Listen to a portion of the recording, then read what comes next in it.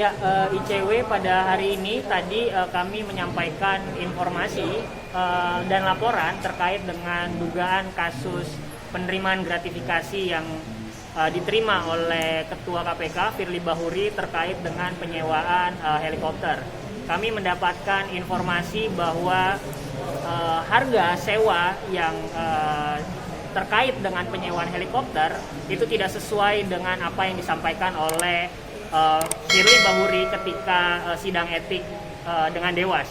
Di dalam sidang etik tersebut, Firly Bahuri menyampaikan bahwa harga sewa helikopter itu sebesar 7 juta belum termasuk pajak.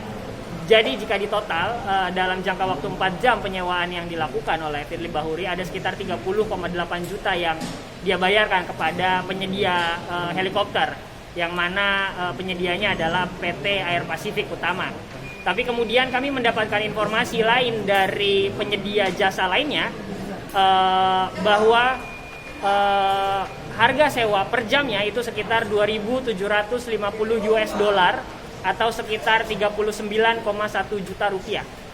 Jika kami total itu ada sebesar 172,3 juta yang harusnya dibayar oleh Firly terkait dengan penyewaan helikopter tersebut. Jadi ketika kami selisihkan harga sewa barangnya ada sekitar 141, sekian juta yang diduga itu merupakan dugaan penerimaan gratifikasi atau diskon yang diterima oleh Firly Bahuri begitu. Dan kami melakukan korespondensi juga dengan penyedia jasa helikopter tersebut dan informasi tersebut yang kami dapatkan. Dan selain itu terkait dengan dugaan konflik kepentingan ataupun juga terkait dengan penyedia yang menyewakan helikopternya, ketika kami telusuri lebih lanjut dan kami melakukan investigasi bahwa salah satu komisaris yang ada di dalam PT Air Pasifik Utama merupakan atau pernah dipanggil menjadi saksi di dalam kasusnya Bupati Bekasi Neneng terkait dengan dugaan suap pemberian izin di Meikarta.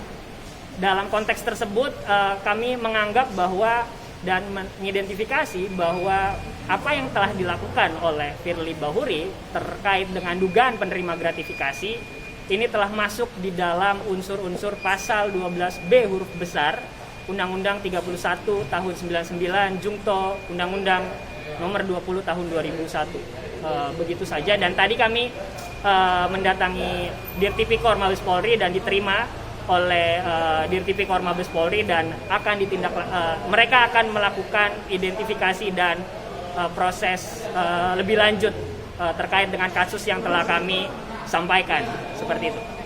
Tapi kan hasil dari pemeriksaan Dewas itu sudah keluar ya dan dikenakan sanksi ringan tertulis. Berarti ini masih mempertanyakan ingin menggugat hasil dari sidang kode etik itu dari Dewas? Iya, kami mendapatkan informasi bahwa ada dugaan mengenai kepemilikan atau kwitansi yang diperiksa oleh Dewas ini pun juga tidak di cross check ke beberapa penyedia jasa helikopter begitu. Kami mengidentifikasi setidaknya ada 9 perusahaan jasa helikopter yang sebenarnya jika kita lihat ya itu berpeluang untuk disewa begitu. Tapi kemudian mengapa PT APU ini, PT Air Pasifik Utama ini yang menjadikan salah satu penyedia yang disewa oleh Firly Bahuri begitu. Dan kami pun juga mempertanyakan mengapa Dewas tidak melakukan penelusuran lebih lanjut terhadap informasi yang disampaikan oleh Firly Bahuri begitu. Berarti masih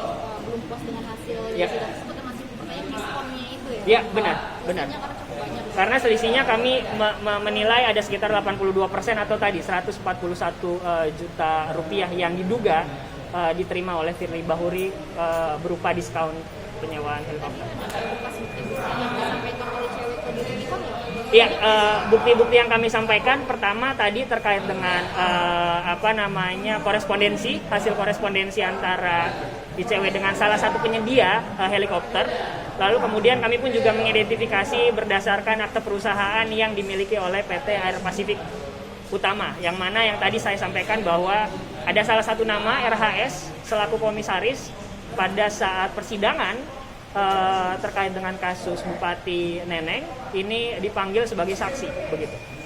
Bang, itu berarti maksudnya penerimaan gratifikasinya itu dari perusahaan APU tadi itu ya, Bang? Dari perusahaan dalam APU. bentuk diskon. Dalam bentuk diskon. Nah, karena memang di dalam konteks gratifikasi ada jangka waktu 30 hari untuk melaporkan. Namun kemudian kami tidak mendapatkan informasi, baik itu dari pemberitaan atau informasi lainnya, bahwa Firly melaporkan penerimaan gratifikasi tersebut. Dan itu pun juga telah telah terbukti di dalam kode etik bahwa dia melanggar sanksi ringan begitu.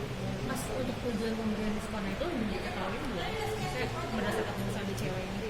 Kami belum mendapatkan informasi lebih lanjut terkait motif di balik penerimaan diskon ini begitu. Tapi yang pasti secara background tahun 2018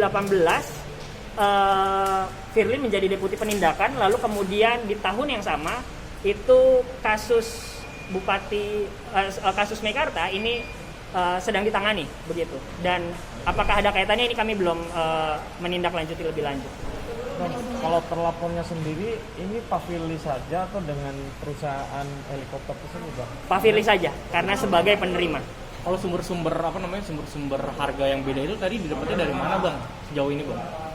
Jadi dari 9 perusahaan yang kami identifikasi, ada salah satu perusahaan yang membalas email, membalas informasi kami begitu dan memberikan informasi secara detail, mulai dari harga sewa per jamnya, berapa harga afturnya begitu, serta ya ada hal-hal teknis dan harga-harga teknis yang disampaikan oleh penyedia jasa helikopter ini. Itu APU deh.